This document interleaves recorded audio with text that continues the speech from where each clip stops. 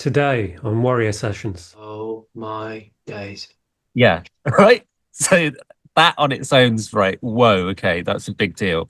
There's actually something outside of ourselves now that has come from somewhere, and it's now saying to us, here you go, here's a gift to help you through this difficult time that you're having.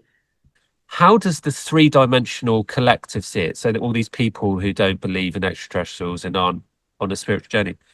And then I thought, if all of those people think we're alone, and then all of a sudden they realize, oh shit, we're not alone. I was like, oh, that's it.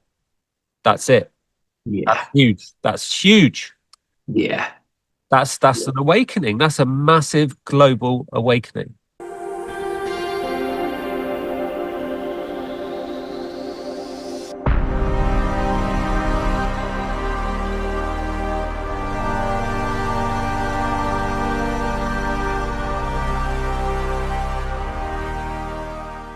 Thanks for Hello, mate. in. Oh, I love it. Morning. I can't hear you. Can you hear me now? Morning. I can't hear you. Come on. Oh, right, wait a minute. Morning, let's say something. Morning. Yeah, I can hear you now. Perfect. Okay. Ah.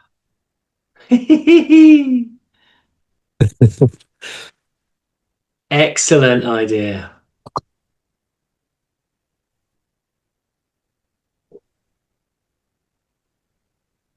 Oh, good idea. Looks lovely, mate.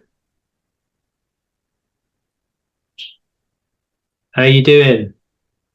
Yeah, a lot better. How are you doing?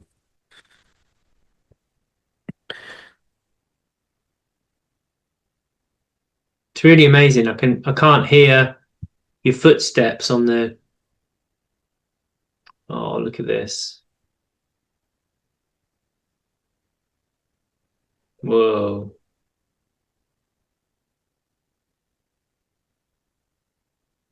I'm struggling to hear you, dude. That's because the airplane. There's another one. Oh my God. Bit low, eh? Poor, aren't they? Yeah. They do their training here. Oh my God, another one.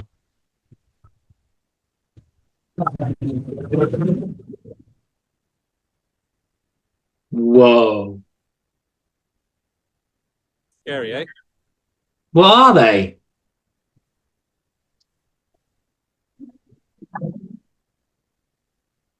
Jesus Christ. Four. They normally do a circuit as well, so it might be back around later. What are they? F-15s or something?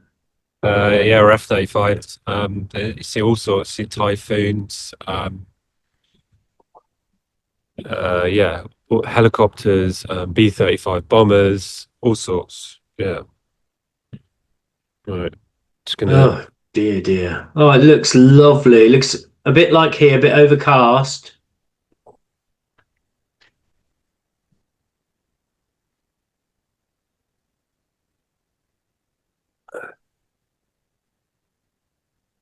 I can still hear them in the distance. It's so loud. Good intro, though.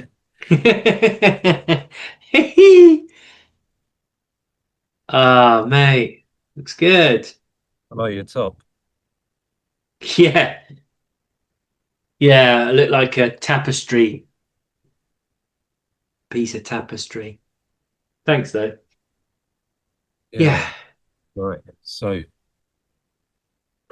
nice and peaceful now. Thanks for scheduling a little bit earlier. No problem.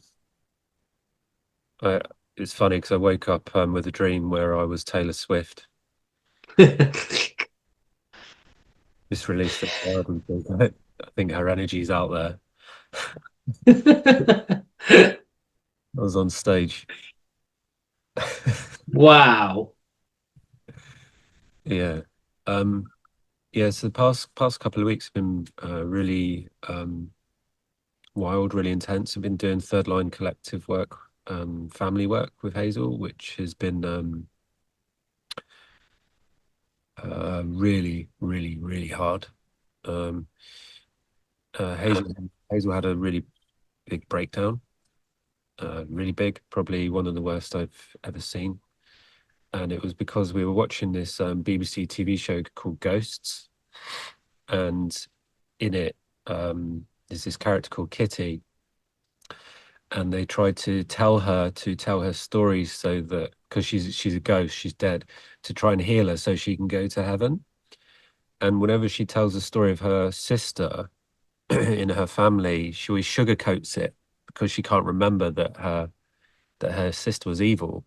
And when she started telling the story, she started remembering how her sister would stitch her up in front of her father to look bad, and would steal her, a bit like Cinderella, Yeah. the evil sisters and the mother. Yeah. And that triggered Hazel massively because that's what happened to her. And and we're living with a friend. Yeah. Woke up the next morning and Hazel was like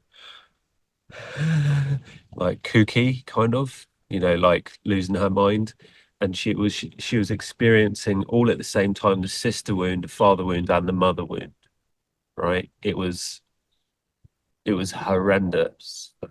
Sorry, you might not be able to hear me because I think there's another plane coming in. I can hear you good, man. Yeah, all right. Well, if you can't, it's because of that. Yeah. So, she was going through that, and like properly losing it. I've helped her through that plenty of times. Like, I always say this, but I'm really good with the dark stuff. And I think you are too. You work with people who would try to kill themselves. And that boat behind me is called Hawk. Okay. Cool. Yeah. Anyway, it took about 4 hours to get her back into her heart to feel safe again, and loads of grieving came up about losing family and stuff. And so there's that collective that's going on for the feminine. But for the masculine, what I've been feeling is sexualization. I've just come out the other end of that. It's been really rough. Sexualization of myself, of the feminine, of creation, of food, just complete sexualization. And did a video on it actually yesterday. So that's been really good. What's been coming up for you? Amazing. It sounds like you've really been there for Hazel, mate. It's really, really beautiful. I think there must be something in that Chalice group, because Lexi's been struggling with with a lot of father and mother wounds, really missing her mother. Um, I feel I have a right to sort of give my version of it, but I'm really like wanting to respect Lexi and Hazel right now with how, and a lot of women out there didn't have the lives that my daughters are getting. I've got two daughters, one that doesn't live with me, but she's always had that real kind, soft father, gentle, open, emotionally available, spiritually intelligent, I suppose, to a degree. And my little daughter, so I've got an older daughter of 27 and a younger daughter of 9 now, and I'm doing my utmost to be really like working on myself so that I can be very authentic in my emotional state or my physical state, my energetic state, all the different states. But Lexi didn't have that. She didn't have that father, and she has been really struggling. She's, like I said to you in our last check-in, she really has got involved.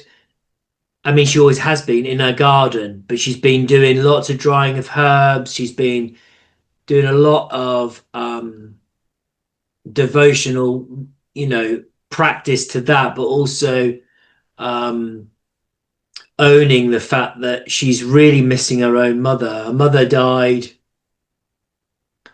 um, 8 years ago um, due to an addiction. And the father, Lexi's father's always been very, very distant and unavailable and emotionally shut down. And lives a life at the moment which he's still alive, but he lives a life which is affecting Lexi more now because he's damaged a third marriage with his lustfulness and his behavior towards women, and he seems to be able to get these lovely women, does Lexi's dad, but once things become a little bit normal and you come out of a period of the unreality sometimes of meeting somebody, which is, it's beautiful, but then in comes our stuff. He tends to just walk away, and he'll get married, he'll commit, he'll do the house thing, and then he'll just walk away. But he'll not just walk away, he'll damage everything. So he'll have an affair, he'll lie about it, he'll do everything he can to really not face his own trauma, his own what I presume would be abandonment by a female somewhere along the line, maybe his own mother. Sorry to interrupt, but there's some messages coming in for that. Yeah, cool. Well, so some crows just threw really low over my head, and the crow shadow is about codependency. When the masculine becomes codependent, it activates the light trigger of the crow, which is home wrecker.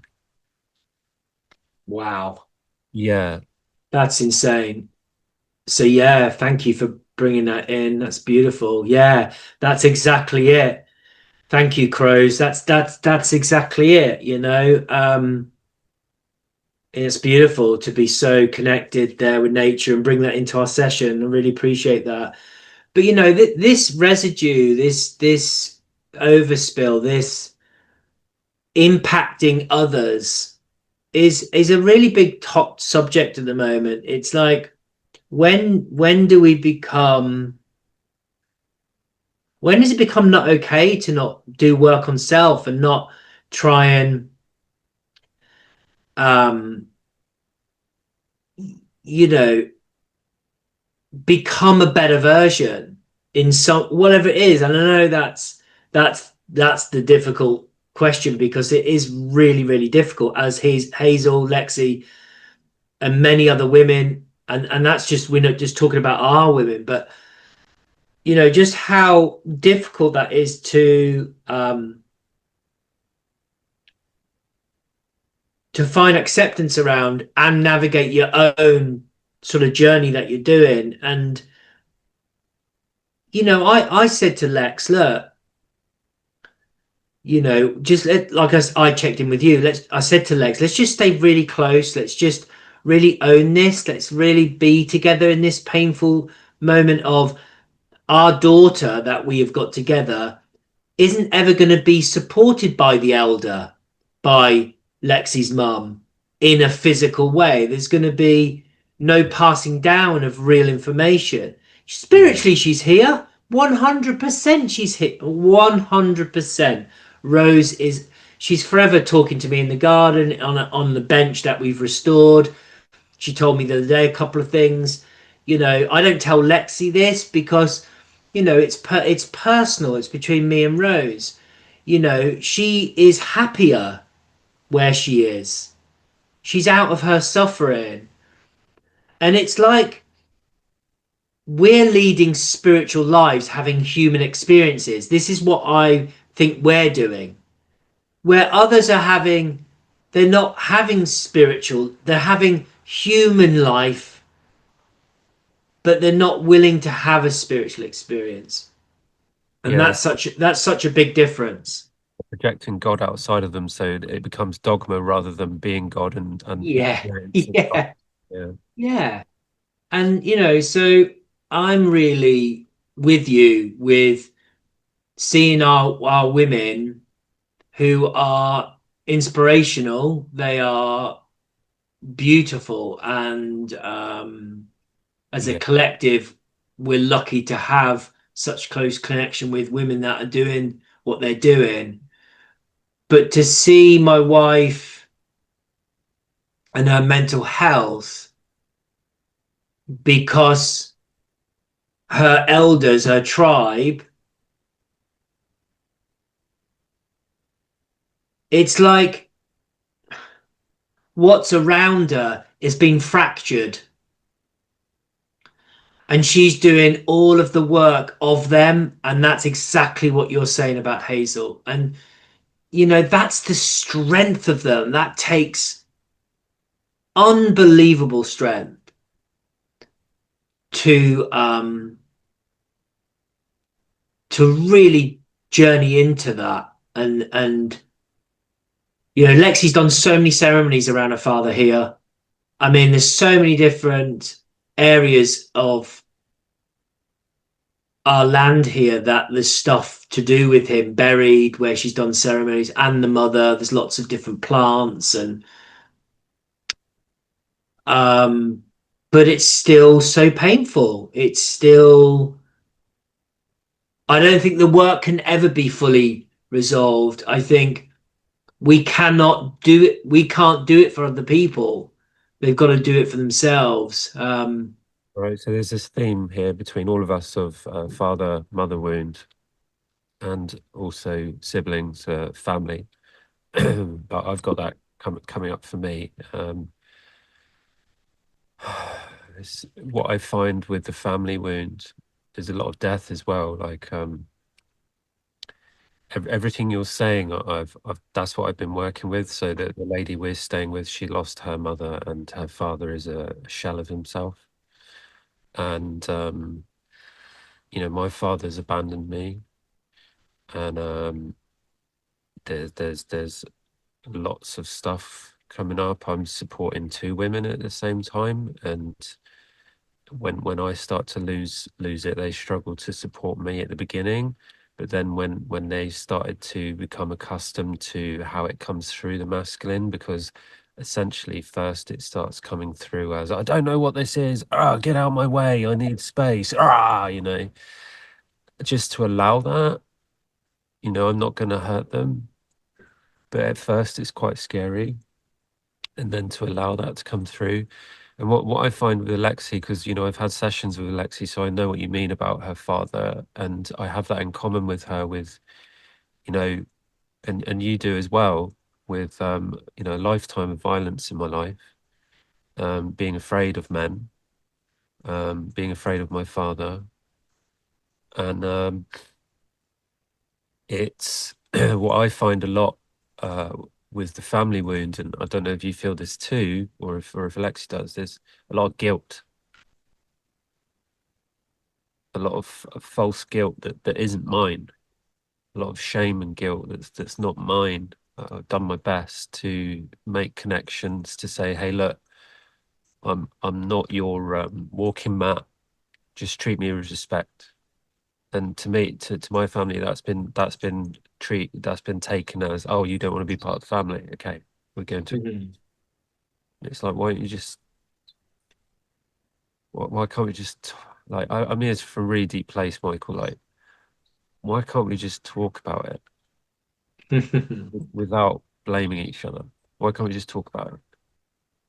Yeah, Why can't that's we it. just say, look, the way you're treating me like this now is because of what happened with our parents, the divorce, our father, our mother. Why can't we talk about that? and that's what all of us have in common. You, me, Alexi, Carolina, Katie, Hazel, Selma, Rahina. That's what we all have in common. Why can't we just talk about it? Why does family have to throw shit at you and say no, it's your fault? And it's, you know, uh, it's such a broken record for me to say this, but it always comes back to just toxic shame avoidance. It always comes back to that. But that's just the overarching theme, you know. There's always this deeper connection. And what I find about Alexi is her energy is so potent, you know, but she's so gentle. And so Yeah.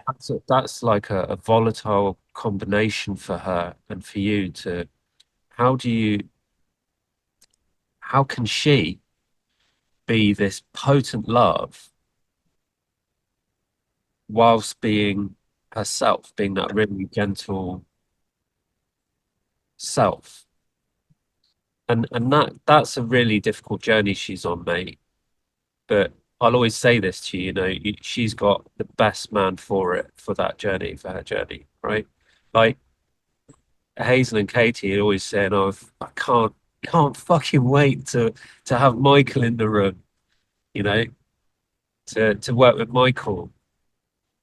You know, and when we talk about, you know, where are all the men, we say, you know, oh, we got Michael.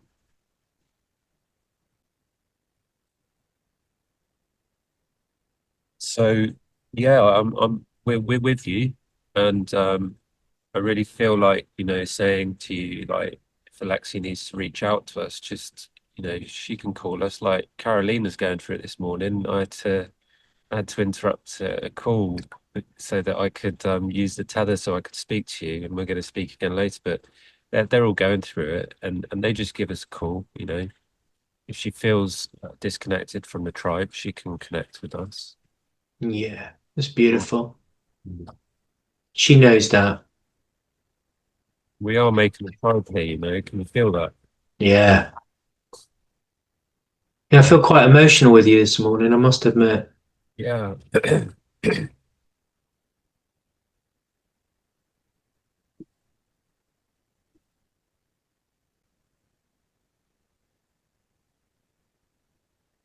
Yeah, there's a new tribe forming. You know, with that Hazel, that anchor in the depth for the feminine, and I'm anchoring up high for the masculine. You're anchoring deep for the masculine, and Alexi high. She's in the spirit star, isn't she? And there's this beautiful again, this is crow medicine. There's this beautiful coalescence between us where it's real. We can talk to each other about anything. Yeah. That's it. That's the one. Yeah. Beautiful. It's you can feel it working, you know, just without words, you know.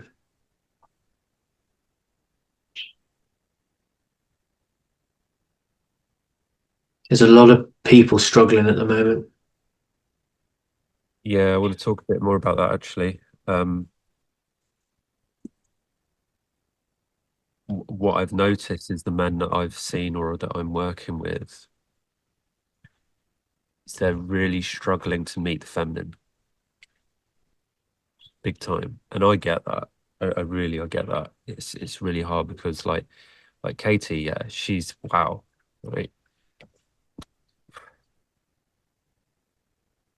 She like I've said this in my video yesterday. When I think the feminine has taught me what I need to learn, they go up another notch. And I'm like, oh God, you know. And it makes me feel so small sometimes because, like, I'll give you an example. Hazel will be in the room, and Katie's etiquette and integrity is so high that she'll come in and say, "Oh, thank you, Hazel. You know, oh, you look great today, Hazel." And I'm sat there saying, I should have said those things. Yeah. I should have. I feel like she's showing me up.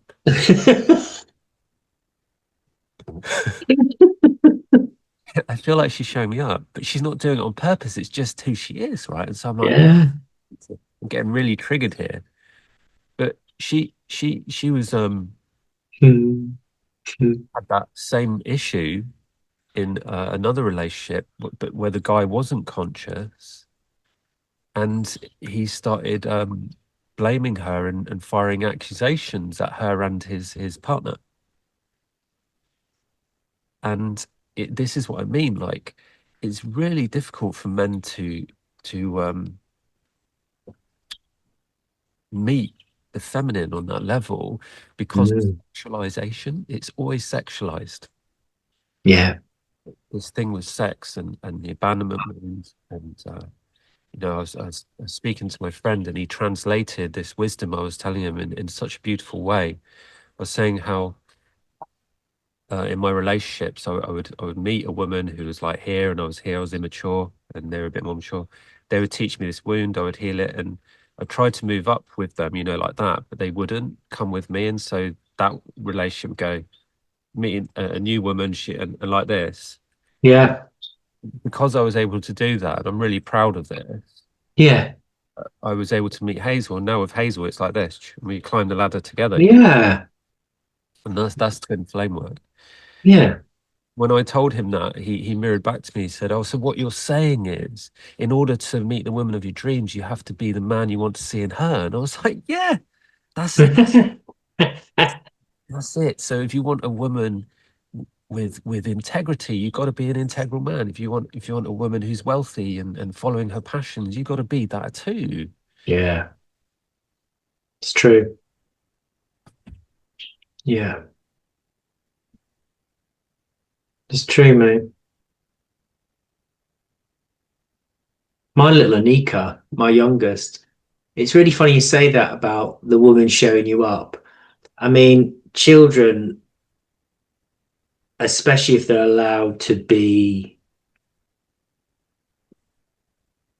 boundaried, but allowed to be them, their voices heard and recognized and validated, let's say. Them as whole beings are validated, welcomed, celebrated with boundaries. But she's forever saying to me, "You're not looking at your beautiful wife, Daddy. You're not looking how beautiful she is this morning." And I'm like, I mean, why do you go with that? I'm just like, do you say to your child, "That's a bit of a strange thing to say"? No, that doesn't appear to fit. So I'm not going to say that. "How dare you talk to me like that? Of course I know it's you." No, that doesn't work. All I can get is, "Thank you, Anika, for bringing me into the moment. I was a million miles away there, and I'm now looking at my beautiful wife, your mum. Yeah, I'm looking at her." So yeah, you're absolutely right. There's never, and why would we want to be fully like, "Yeah, I've got it. I know what it's like to be." I am what, 10 year, no, 12 years into this relationship, longest relationship in my life. Wow. Well done. Longest relationship in my life. You're right. I noticed, as you mentioned, the patterns of the relationships I've had. There's been no sexual relationship with a male, so it's only ever been a female um, cohesion or interrelatedness. And you're right, each one has brought a lot of gifts with their own internal struggles. And I wasn't doing way back in time any type of journey that we're doing now as a collective or as individuals. But yeah, I can see so much that I've learned from each of those amazing women that I, as fellow travelers in this time. Yeah, I was very immature. You're right. I can recognize that in myself, their maturity, my immaturity. Um,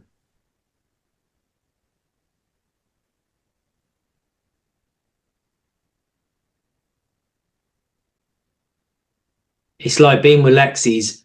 extremely, in a good way, challenging, and extremely easy in a good way without being bored.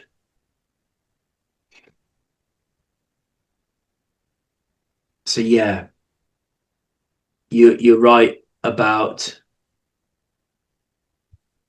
Well, I've never seen Lexi as my twin flame or anything like that, but I definitely I definitely know she is struggling at the moment, and it's not ever a problem. I'm really grateful actually, because the work she's doing with the girls is really helping Lexi to be even more open. And sometimes she doesn't. I hear her chatting with a few groups, and I think sometimes I overhear stuff, and I just think, why don't you let? One thing with Lexi is I want. There's something about me, and I have said it to her. She really doesn't let herself be heard as what she could do, and but it always ends up manifesting later on down the line in a physical way that people can really see her. So she won't just talk about it and sound out something that she is doing. It's real. It's happening. She's been doing it a while. And you got people that I see that it's all talk, all talk, all talk, but there's nothing behind it. So it's an interesting time to be with Lex. Yeah. But she's afraid to be big, right? I don't know, Bud. I don't know. I don't know. Um, that one landed with me massively as I just processed that through me. Possibly not. I don't know.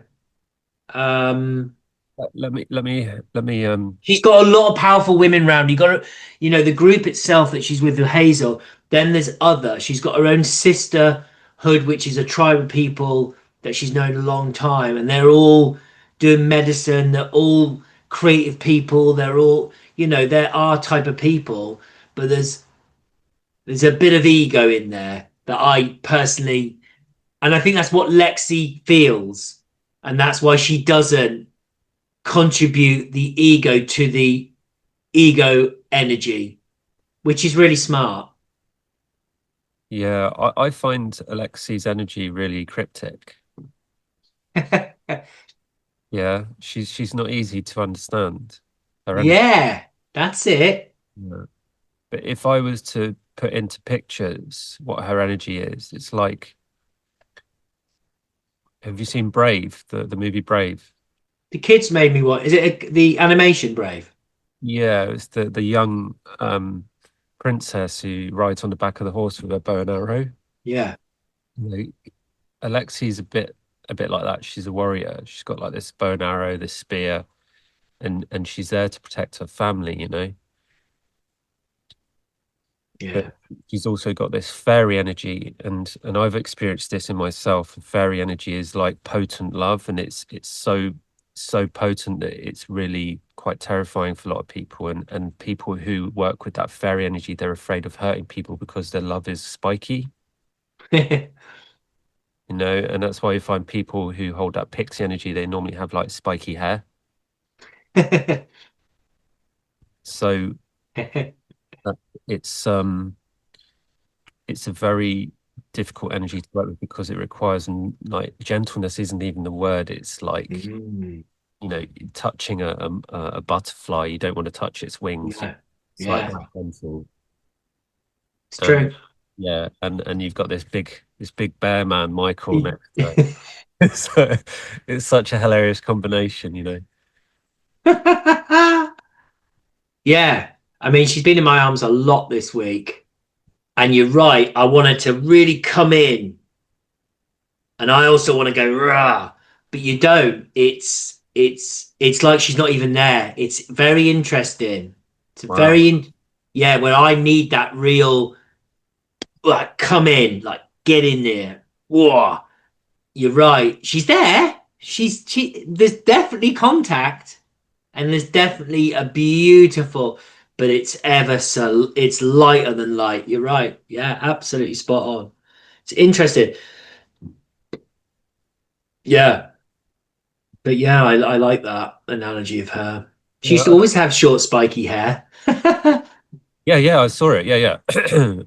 So I'd like to connect this. This is a bit of a stretch, but to excite you a bit, and yeah, what we're talking about. Where was I? So imagine, right? I've spoken, maybe touched on it in the past about incarnation, reincarnation, right? And have you been following the news about? I know you probably don't watch news, but there's this thing No. about this comet in the sky called Three Eye Atlas. Well, this is really funny. No, I am an offline, you know that. I don't even watch our videos. That's how rude I am. I'm just because I love this. I don't need to, I just love this in the moment. It came into our house through my father, who'd met up with an old friend after 20 years of not talking.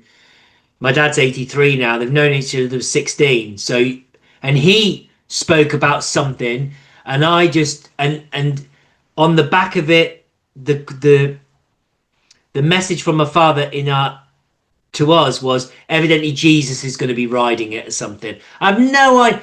My old man's not in any way, Wow. but his friends said that that's what's happening. So listen, I have no idea what they're talking about. So yeah, it'd be nice to be informed. All right. So this is going to blow your mind. Okay. So but first, I'm gonna plant the seed in order to relate it to this conversation, right? So aliens, extraterrestrials, right? People don't believe in them. No, And they I don't. think there's enormous that I know there is enormous ignorance there, and there's this grandiose wound and this outcast wound where humanity's been outcasted from the rest of creation, think they're alone, right? It is ridiculous. Yeah, you and I know that's ridiculous. So 100%. because we've been cut off from the spiritual realm, and this is what I wanted to say about Alexei. If you feel like she's not there, that's because she needs to work with her Earth star, and we'll get to that. But that's really advanced work. I'm just opening that now with Katie, and it's like, whoa, we have to do one at a time because it's so big, right?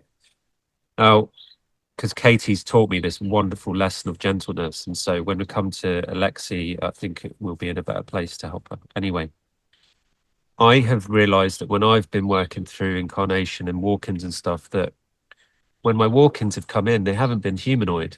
They've been other races.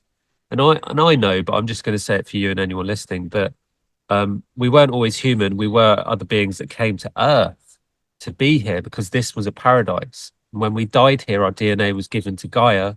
And I did this in my podcast on the bat about how the prophecy of the Christed ones, we are all Christed ones because we all have the DNA of multiple races. And when we achieve our higher enlightenment and overcoming the war and everything we've been through, we achieve this higher being that is one of the most powerful beings in all of existence. It's incredible. It's like that movie, The Fifth Element, where she has all of these extra strands of DNA to become this ultra being. And it's called the Ultra Code. I downloaded that from Spirit. And this is why I work with the spirit animals. It's super advanced because each spirit animal represents one of those beings, an ascended master, a god, a goddess, an ancestor, an Atlantis coding. It's incredible, Michael. Like when I'm able to deliver this, I'd love to do it with you. Blow your mind, right? Now, let's just say, for argument's sake, that Alexi's a fairy, right? And let's say that you're an Arcturian and I'm an Arcturian or a Pleiadian, right? Now, people think that, and they call them aliens, but I don't know about you, but when I've spoken to extraterrestrials, if you call them aliens, they're quite offended by that because they're our brothers and our sisters. So it's quite rude to call them that. And so when people, the collective, the 3D, unawakened collective think that they're out there, they're actually in here. Yeah. So that on its own is quite funny and awakening, right? But now let's talk about Three Eye Atlas. This is where it gets really mind blowing, right? So I woke up one morning And Katie's going, "Oh my God, have you heard about Three Eye Atlas?" And I'm like, "No, what's that?" She goes, "It's a comet." I was like, "Okay." She sent me this video on it of this guy, this scientist, astrologer, explaining it about how scientists believe that it's moving subtly in a way that isn't natural, right? It's moving in a way that a spaceship would, right? And it's doing all of these things, and they give all this scientific evidence of why, right? And it's not just YouTubers, it's real scientists, right? Real scientists, astrologers. And then on the day it was supposed to do a flyby by Mars, on the 3rd of October, NASA were going to have their camera ready to take photos of it. 48 hours before that happened, NASA fired 1,500 of their employees and shut down all their websites. Oh my days. Yeah. And they said that the government cut funding for NASA, right? So they sent all these people home. There's just these core people at NASA, right? And they haven't shared the photos. Oh my days. Yeah. Right. So that on its own's right. Whoa. Okay. That's a big deal. And then the rest of the space community, so China, India, Russia, all them, they went quiet. Except the European agency, they released one blurry photo, but nothing more. And then the more information came out. So the rover, there's this little remote controlled car on Mars, it's got a really crappy camera. It took a photo, and people have been analyzing it, scientists and stuff. And then one woman in the scientific community said it's a planetary seed, right? And they showed this computer image of this dust cloud of when a sun forms, a star, a planet, and with Three Eye Atlas going into the middle because it's got all these elements as like a catalyst to create this alchemy, right? Now, I found all of that really interesting, and I was watching videos on it and stuff like that.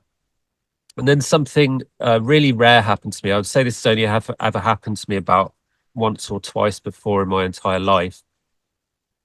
I was sat in the lounge with Hazel and Katie, and all of a sudden, my third eye opened, and I could see Three Eye Atlas in this cigar cylindrical shaped thing in space, flying through the lounge, bright green with white coming off. And I said to Hazel, I said, "I think that Three Eye Atlas is in the room. I can see it." And she said, "Why don't you channel it?" And I was like, "Oh, I'm not so sure. I'm not very good at this, but I'll try."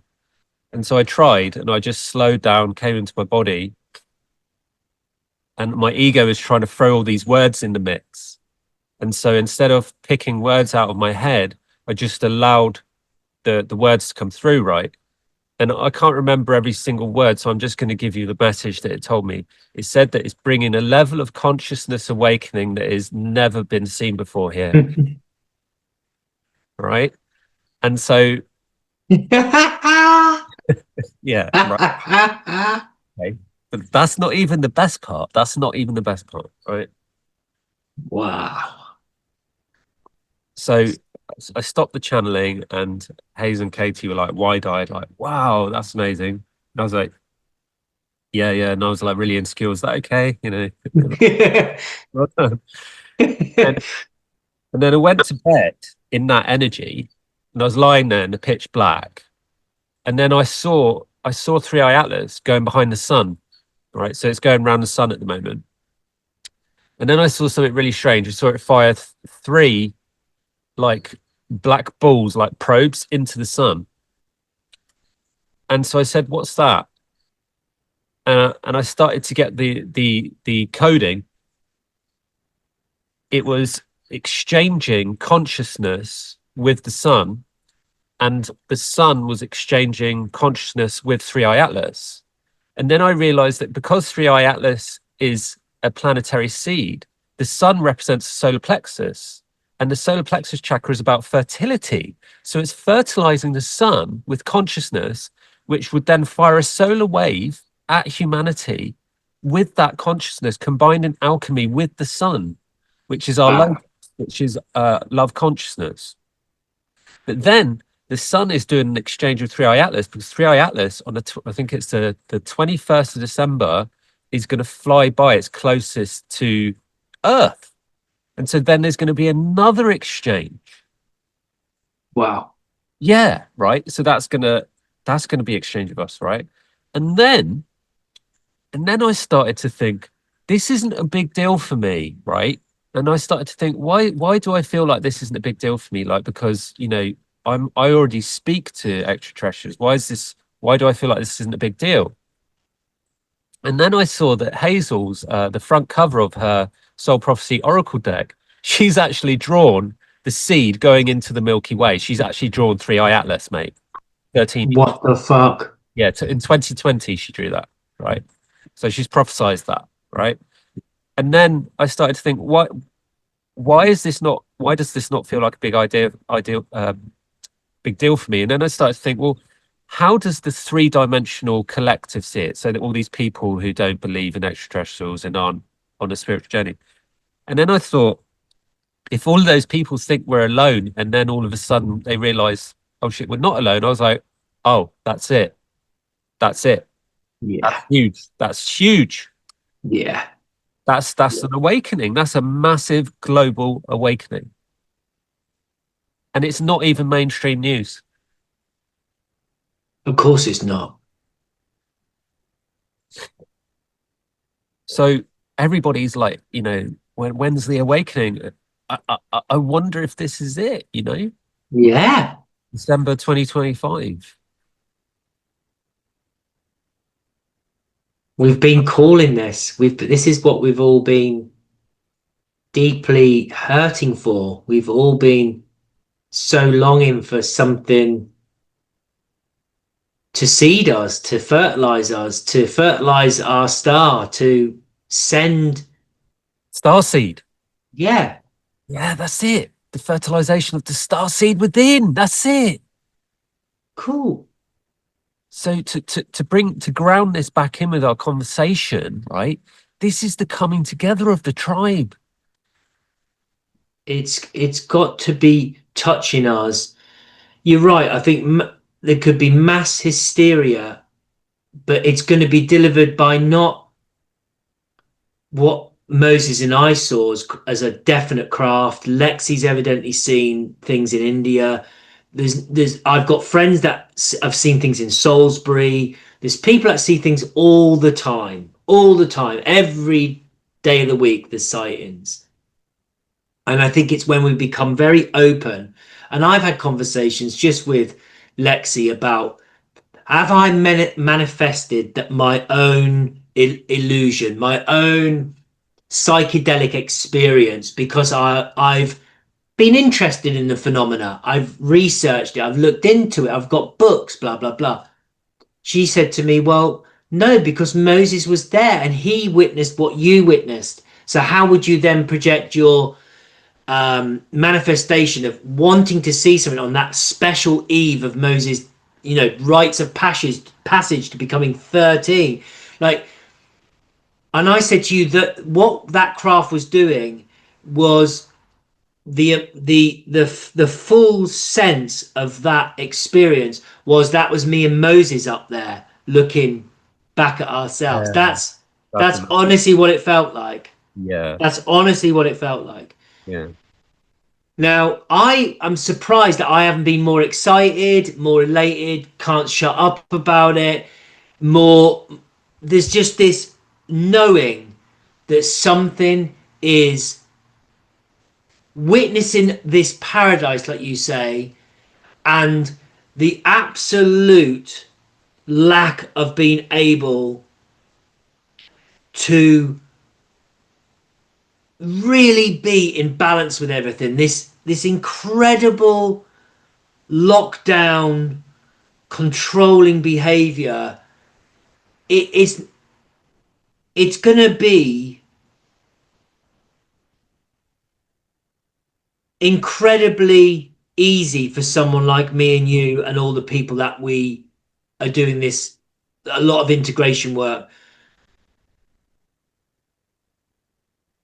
And I personally want it to come sooner than December. I want it to be happening, but something's happening, like you've just said, something incredible is happening. Um, I don't know if that's the same subject as what my father mentioned about his friend saying there's something coming towards us and it's going to be the second coming of Christ. But he's a massive, he's a Mason, he's way up in the But that's true. That's true. That is true, because this is what I said about the Christ is one. The second coming of Christ isn't the second coming of Jesus. It's the prophecy of everyone awakening. That's the second coming. right. He's mentioning definitely Jesus. Yeah, well, that's also true because well, Jesus was Jesus back in let's just say 2025 years ago, right? That was Jesus. But in this lifetime, he's someone else. Yeah, Okay, so he's not Jesus in this yeah. lifetime, someone else, right? And he will have an incarnation family ancestry as well. So before he was Jesus, he would have been someone else, and after Well, Jesus, yeah, someone else. Yeah, this is the reincarnation cycle. When they talk about him dying and coming back to life, that was spiritual reincarnation. This is what I talk about in my back podcast, right? These are the downloads I got. And the fact that you didn't feel overly excited from seeing the UFO is because you know it's real. yeah, Looking at a brother and a sister, it's like seeing a mate. It's like, hi. yeah, yeah.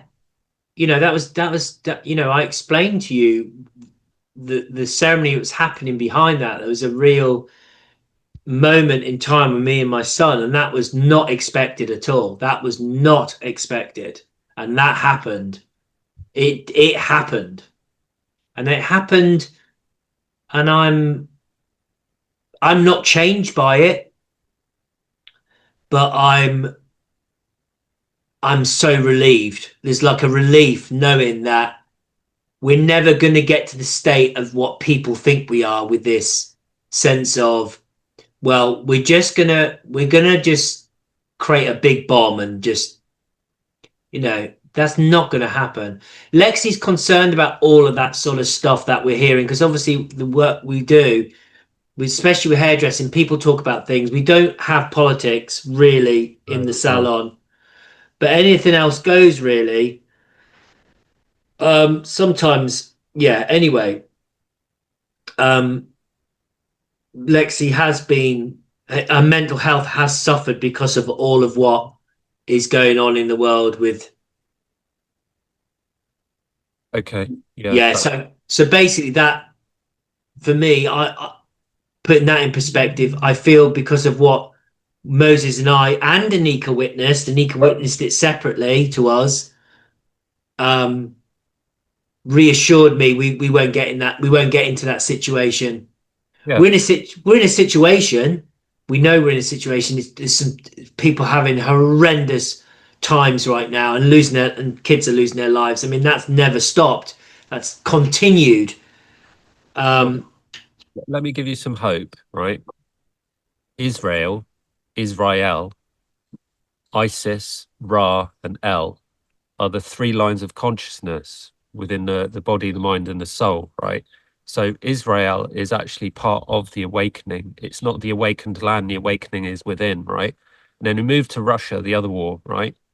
Putin came out yesterday and took accountability for a flight from Afghanistan, or Pakistan or Afghanistan, that he shot down on Christmas Day. He's taken accountability for it. Does that sound like a warmonger to you? no, Right. So there is some hope there.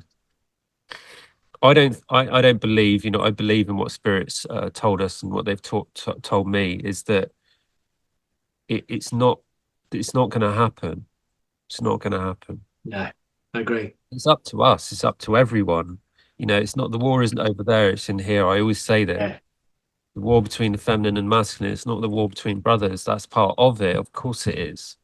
And it's not just about the war against two tribes and two lands. It's all Akashic.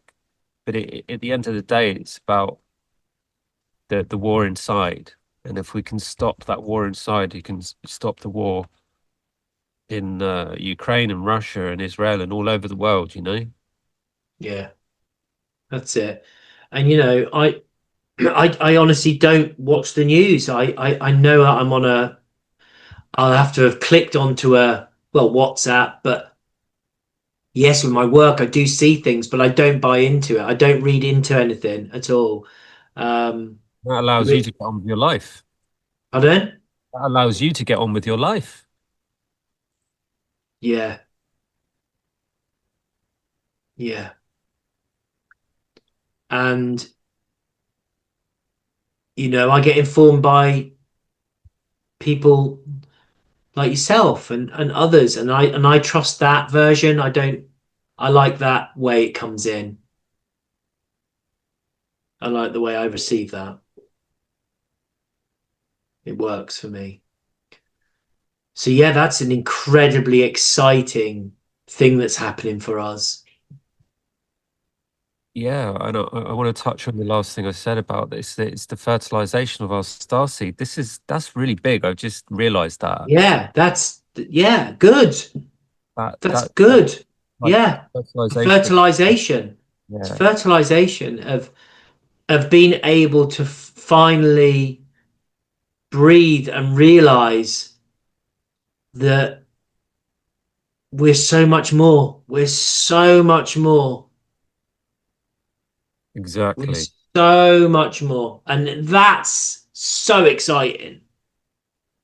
The potential then is in each individual is astonishing. And then as a collective, that is mind blowing.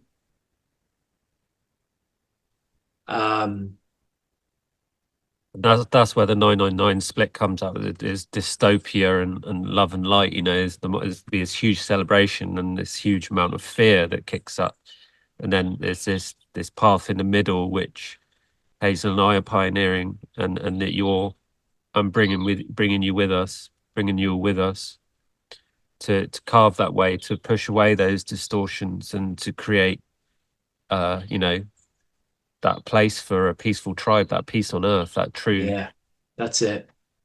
And this is what they're guiding us to do. That's what they're guiding us to do, our brothers and Yeah, sisters. yeah, yeah, And if that illusion, that veil between us and them is gone, with that opens up the fourth line of consciousness, good. the galactic consciousness, galactic family. Yeah, So there's even going to be even more healing to do. yeah, Yeah. yeah, It's like, oh, I thought I had enough. yeah, Another line of consciousness to heal. But a lot of love's coming in, and that triggers people who have been programmed to fear love. Because, like I've said many times, when you know you cut yourself and your mum comes along with a rubbing alcohol, get away from me. But that's love coming in to heal separation. And when our brothers and sisters are sharing us with love, our ancestors and God and the goddess and the animals and nature, it triggers the F out of the wounded masculine. I speak for myself and other men that I've been in touch with, and it's a tough time. But 10-10 today, completion. I'm feeling a lot of relief. good. I'm seeing men turn around and apologize to women and be there for them, help carry bags and say, you know, be really nice. And so there's change on the horizon. Yeah, that's it. You know, and I get feedback from this new school that my son's joined. You know, another just I get little cards coming from them. This is one of them. Oh And wow. it just yeah, I get little cards and it's a guy surfing, but it's this is a Spanish teacher just saying so proud of you, proud of the work you're doing. Um, you know, we've had phone calls saying what an incredibly kind child thinks of others. You know, and that's really important work, isn't it? When you have children, it's not just about them knowing that they're okay inside themselves and everything about them is absolutely as it should be. And as things change, you're there to help. with that integration. It's like there's more people I know now, especially males, that are raising their boys to be like that. So there is positivity. There isn't that father that there is that father. Of course, there is still out there that says, well, you know, get out there and take what you can, and it's all about money, and yeah, be all about you. Don't think of anybody else. So yeah, I think you're right. There is a lot of positives out there. There's certainly at a higher level, just quickly dropping into the space, psychiatrists that I have been working with. They're working with clients that I'm working with. We've spoken a little bit, not in, we're always very self-aware, and also this conversation about how gentle we need to be in not um, being judgmental or too critical. We should be grateful for how far we've come, because it's all about um, realizing ourselves as we go through all of this stuff that's happening. And it's felt very recently, it's felt very, is this the end of us? It has felt a bit like that. That's been a lot of Lexi's worry, is the children got no futures, to where we've also, my sense of everything is very strong towards this is a really incredible moment. Something special is coming, something big is coming, and Yeah. it definitely feels more um it feels more on the good side than the bad side. But people that are in professional capacities on a level in the mental health world that I'm working in, not always in, but I spend a little bit of my time in, are also changing their attitudes to their approaches as well. I'm noticing that they're realizing that it's not working.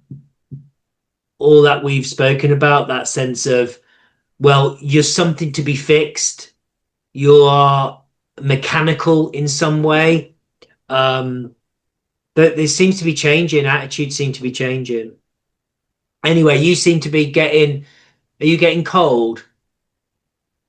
No, I'm all right. I just wanted to add, I think one of the reasons why people like you and us, people who are doing the work, are afraid of something bad happening is because I use this analogy of when you have in martial arts, for example, where a new student comes in and he's, in order to learn, they put him against a professional, right? Just sparring. The professional will 9 times out of 10 be injured by the amateur, right? And so because all this love's coming in, it's kicked up all this kicking and screaming from these amateurs, let's say, for lack of a better term, who don't know how to do the work. And because they're throwing out punches left, right, and center, they're hurting people.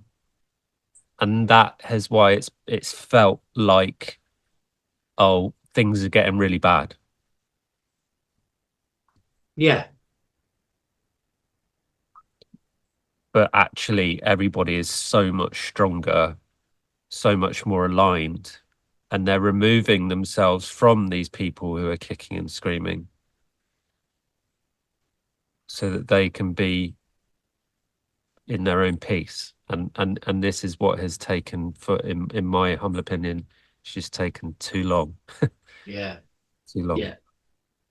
So yes, it's interesting to notice, people are definitely in some of the circles I'm working with that are more medically trained, more um, looking to stabilize someone, where we're allowing that person to maybe go through their spiritual emergency and be in their crisis, and allow them to just explore that with good practitioners and good facilitators, and a trust building relationship ongoing. There's definitely people breaching their own remits and bringing in more different approaches that are quite normal for you or I, but certainly bringing in more. Well, I mean, meditation's been allowed for a long time in medical world because it can be sort of um, analyzed, and you can see the benefits to the whole system. But things like that maybe they're not used to, such as alternative medicines, or um, maybe ancient rituals that have been passed down by ancestors, are starting to be researched and looked at. Yeah. Yeah, like they use psilocybin and MDMA, don't they? Yeah. Oh Um, God, yeah. yeah. I mean, that was shut down in America. We know that because no, not one of my favorite people at all, but Ramdas. But yeah, he didn't think about the work he was doing was exceptionally important, but he didn't realize that actually him thinking he can just ride it out with his own ego would be okay, because he was just doing it without loving kindness, which he spouted off. But he spoiled it for them. He slowed it all down, the process of it all, in my opinion. It could Uh, have it could have continued on a lovely trajectory by saying, hey, science, we're not trying to make out that you don't know what you're talking about. You've done amazing work, but this is actually something you haven't thought about. You don't know where consciousness really is within. Oh, yeah, it's this neuron that goes around. And then when we break that down, we can see that it creates its own reality. And then the ego will put its, well, actually, no, it's, you still haven't really defined where consciousness comes from. And so we're still at that place now, 2025, and this shit was going on in the 1950s. So, and way before that. So maybe this fertilization that's come in, this thing that they can't stop. Yeah, they've switched off their cameras, which is what we're all about now. It seems to be we're all about everything being on camera, but I believe it in myself. It's come in something very, very special. Um, why are we doing this work otherwise? It wouldn't make any sense. It's clearly that we are preparing as, I don't know, as energy, as spirit, waiting to receive this new upgrade. It's quite obvious, really, that that's what we're doing. We're preparing ourselves, because you're right. A lot of people, there'll be mass hysteria, mate. There'll be massive, massive. For some, it'll be incredibly transformational. For others, it could kill them. you really think there will be mass hysteria? Because I think people, That's what they're scared of. Yes, those that are in control of NASA and the government and blah blah blah, Radan, all of that, all those corporate, all those big pharma, all that have got this system that they want, which is creating obviously huge revenues, and that's what they seem to think is what life's about. Yeah, I think that's what they're going to sell us. There'll be mass hysteria. That's what they're scared of. Yeah. yeah, people are saying that it's going to crash the economy. I don't know about that. I wonder, and I hope this isn't the case, if people will just take it in their daily stride and they'll be like, oh yeah, so what? Or oh, I don't believe it. I really wonder, because I think it's about the energy that's being delivered more than anything. But I hope there is something really wonderful and positive that comes through all of this. Yeah, I'm definitely fit. I definitely have no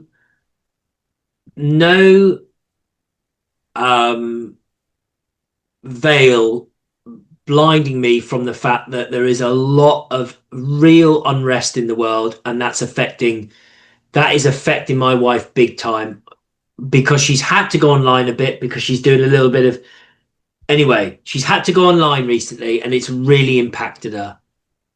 Now, some people will say, well, you can't even take that, and you call yourself spirit, you can't even take that, the world is like that. Like you've described, Lexi, there is such a gentleness, a fairiness, this thing about us that we can't take things like that where people are hurting each other. We can't take it. We personally cannot take it. We shouldn't be accepting that. That's not okay. It's Agreed. not okay. Exactly.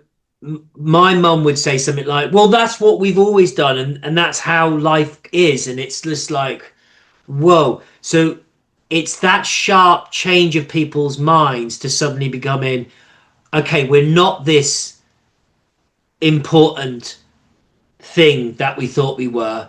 There's actually something outside of ourselves now that has come from somewhere, and it's now saying to us, here you go, here's a gift to help you through this difficult time that you're having.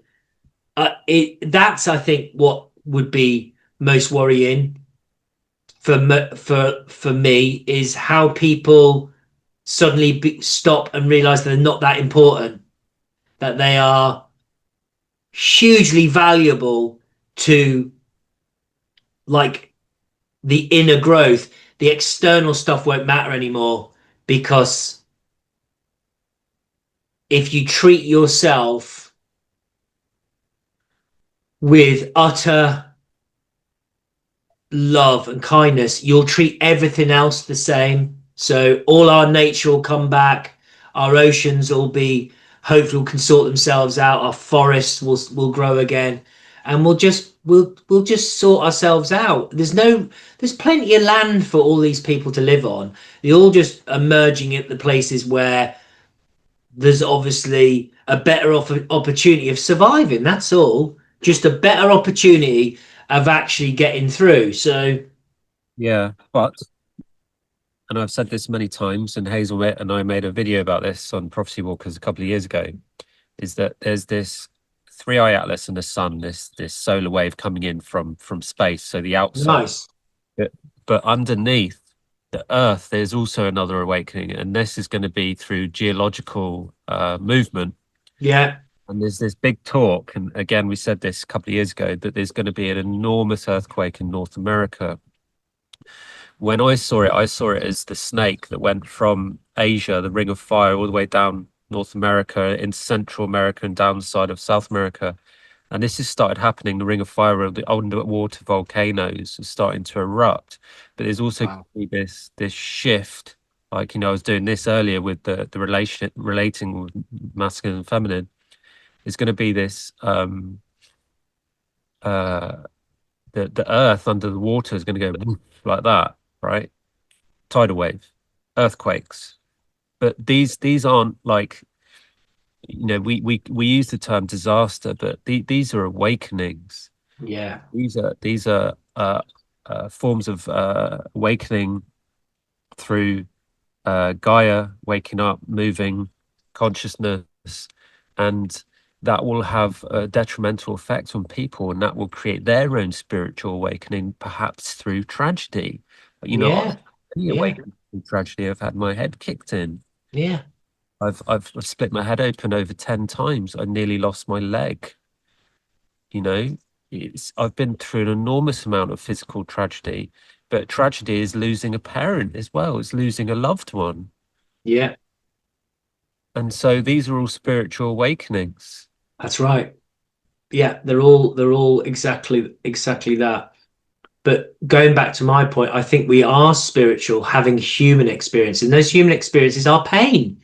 It's that feeling, that real pain of, my father abandoned me, my mother was an addict, or my father abused me. That is how we stay close to our spirit, by feeling that pain, that loss, that, yeah, it helps us stay close to who we are. Yeah, I agree with you absolutely. And I want to say to you as well that, I'm always here to hold you. And I had this epiphany recently around this, around why don't men cry? And I got this epiphany that men don't cry because it's this wound from childhood. When we're children, we're defenseless. And when we feel pain, we cry because that's how the heart cleanses, it cries, and it cleanses. But when we're adults, if we cry, we're that helpless little child again. And so we don't cry because we think it's weak. Yeah, that's it, mate. That's it. You got it. Moses was crying the other night, and it's such good self-regulation, you know. The whole system came back online within 5 minutes. And you hold space. You don't go on there and say, what are you crying about? Oh, dry your tears. Here's some tissues. You leave them, but you just check and you say, hey, it's okay. It's good to see you regulating. It's good to see the system unpacking the trauma of the day, the expectation of you as a child at this new school. Think about what you've done. You've come from Colourfest, which is like a family yoga festival. And I said, and you've gone into JP Morgan. You've literally gone from a beautiful colour festival of embodiment practices and this, you know, individual self-exploratory type environment and group work suddenly into a JP Morgan setting, which is a phenomenally a very difficult thing to do. And I said, but look, you know, you cry, boy, because it is so good to see. And yeah, he really had a good old sob. But you do hold me, Alistair. And you do hold me. You're holding me now, my friend. And I'm so grateful. And I've got to sort of say to you that I've really enjoyed, I've missed you this week, but thank goodness we've made time today. I know that I really look forward to our calls, and I can't wait to actually see you physically at some point. I've got a client at 11, so I've got to sort of end by just saying, just thank you for making time, especially that beautiful setting. I love you, you little jetty. You know, I know you haven't got mountains behind, but I literally can see mountains behind you. Yeah, there are mountains about, but you can't see them here. Yeah, it's stunning. It's absolutely stunning. Yeah. Thank you for letting me be with you out there, mate. It's really brought a lot of calm to me, and I'm really grateful for our friendship. Oh, I'm glad. This whole time I've been frightened of falling off the back. I've been worried about you getting a really wet bottom. I'm not worried about that. Got central heating, so I'm grateful for that. But I want to say thank you for making the time, because I know you're trying to make extra money to pay for this course that you're on. Yeah. So you're very busy, so thank you for making the time. Pleasure. Always a pleasure, my friend. Really beautiful. Just giving you a big squeeze from Dorset. Big cuddle, my friend. And yeah, let's check in next week, and then we can. But you do hold me, mate, and you are. And I can't wait to do some work with you, and allow you to help me with integration of things. You know where I need some work. So and I think Lexi had an amazing call with Hazel. And I didn't say anything about, you know, you saying, look, it looks like there's some, I didn't mention anything, but I said to Lex, you know, everything okay? How did it go? She goes, yeah, it was really good, and we're going to continue. So she was really pleased. Yeah, they've signed. Oh, right. I remember. I know what you're saying now. Right. You Yeah. sort of, yeah, I'm speaking in code. You basically said to me, Hazel is continuing, because I said, look, I really feel that this is something Lexi needs. And you said, look, Michael, it's sorted. Yeah. Yeah. I didn't say anything to Lexi about that because it wasn't my place to say. Yeah, well done, thank you. And it's really beautiful, because 4 out of the 5 have signed up, and the 5th we got a call with this weekend, and so there's a continuation of something really profound happening here. And